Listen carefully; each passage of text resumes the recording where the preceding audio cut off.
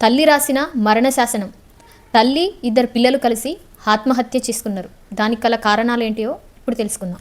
తెర్లపల్లిలో ఒక తల్లి తన కొడుకు తన కూతురుతో గూడ్స్ రైలుకు ఎదురుగా వెళ్ళి సూసైడ్ అయితే చేసుకున్నారు. దానికి గల కారణాలు పోలీసు దర్యాప్తుల్లో తేలింది ఏంటంటే, కొన్ని రోజుల క్రితం వాళ్ళ పెంపుడు కుక్క అయితే చనిపోవడం అయితే జరిగింది. అందుకు ఆమె ఒంటరిగా ఫీల్ అయ్యి ఏమైనా మానసికంగా ఏమైనా కుంగిపోయి ఉండొచ్చు అంటవా అని చెప్పేసి అనుకుంటున్నారు.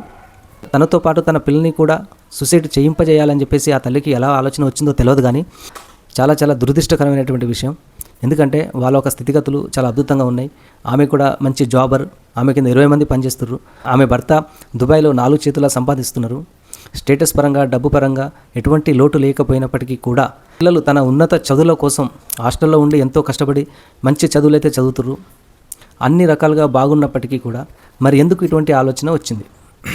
తనకు వచ్చింది కావచ్చు, చనిపోదామని సూసైడ్ చేసుకుందామని చెప్పేసి. మరి ఇందులో పిల్లల్ని ఎందుకు బలి చేయాలి? అదైతే చాలా చాలా మహాపాపం. అది 1 గంటన్నర పాటు రైలు పట్టాలపై నడుచుకుంటూ వెళ్ళిపోయారు వాళ్ళు. మరి ఈ క్రమంలో మరి వాళ్ళకి ఏం మాటలు చెప్పున్నారో, సరే తల్లితోని పిల్లలు ఏ విధంగా కనెక్ట్ అయి ఉన్నారో వాళ్ళు కూడా వారించి ఆపించవచ్చు. మరి అలా ఎందుకు చేయలేకపోయారో పిల్లలు అనేది కూడా ఎవరికి తెలియదు. పార్కింగ్ ప్లేస్లో కార్ ఎక్కడైతే పార్కింగ్ చేసిరో ఆ పార్కింగ్ స్లిప్ వెనకాల నాకు జీవించాలని లేదని చెప్పేసి రాసిపెట్టి ఉన్నది. మళ్ళీ దాన్ని ఫోటో తీసుకొని స్టేటస్లో కూడా పెట్టుకున్నట్టుగా తెలుస్తున్నది. అయితే ఆమె ఏమనుకున్నదంటే, నేను లేకపోతే నా పిల్లలు ఒంటరి వాళ్ళు అయిపోతారని ఆమె మనసులో ఆలోచన కలిగిందట. అందుకని తీసుకుపోయి ఉండొచ్చని దర్యాప్తులో తేలింది. ఇంతకంటే కూడా పుట్టెడు దుఃఖాల్లో ఉన్నవాళ్ళు లేరా? పుట్టెడు సమస్యలలో ఉన్నవాళ్ళు లేరా? వాళ్ళు బలంగా ఉన్నారు, మానసికంగా దృఢంగా ఉన్నారు. ఏ కష్టాన్నైనా ఈజీగా వాళ్ళు ఛేదిస్తున్నారు. కానీ అన్ని రకాలుగా సపోర్ట్ ఉండి కూడా ఈ రకంగా ఆలోచించడం అనేది చాలా దురదృష్టకరం. అయితే సమస్యలన్నిటికీ చావు ఒకటేనే మార్గం. దీనికి కారణం ఏంటంటే ఖచ్చితంగా మానసిక ఒత్తిడి ఉంటుంది, ఒంటరితనమై ఉంటుంది, పని ఒత్తిడి కావచ్చు, కారణం ఏదైనా కావచ్చు, ఆ తల్లికి మాత్రమే తెలుసు.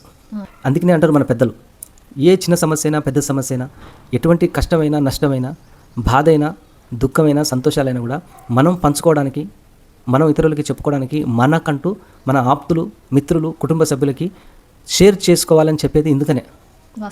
ఎందుకంటే కొన్నిటికి సలహాలు సమాధానాలు దొరుకుతాయి. మనకు అనిపించవచ్చు కొండంత కష్టం మనకు వచ్చిందని మనకు అనిపించవచ్చు. కానీ అది ఇతరుల దృష్టిలో చాలా చిన్నదై ఉండొచ్చు. కానీ ఒక సలహా, ఒక సూచనతోటి ఎంతటి పెద్ద కష్టమైనా కూడా ఇలాగే తొలగిపోతుంటుంది, ఎంతటి పెద్ద బాధ అయినా కూడా ఇలాగే తొలగిపోతుంటుంది. దానికి కావాల్సిన అండదండలు కూడా మనకి దక్కుతాయి. ఇది దృష్టిలో పెట్టుకోవాలి. ఈరోజు చీకటి వచ్చిందంటే రేపు ఉదయం వెలుగు రావాల్సిందే. బస్ అంతే, ఒక నమ్మకంగా అట్లా వెళ్ళిపోవాలి తప్ప ఇలాంటి ప్రేరేపితమైనటువంటి ఆలోచనలు మానుకోవాలి. వీడియో మీద మీ ఒపీనియన్ని కామెంట్ చేయండి. ఈ వీడియో నచ్చితే ఒక లైక్ చేసి మన ఛానల్ని సబ్స్క్రైబ్ చేసుకోండి.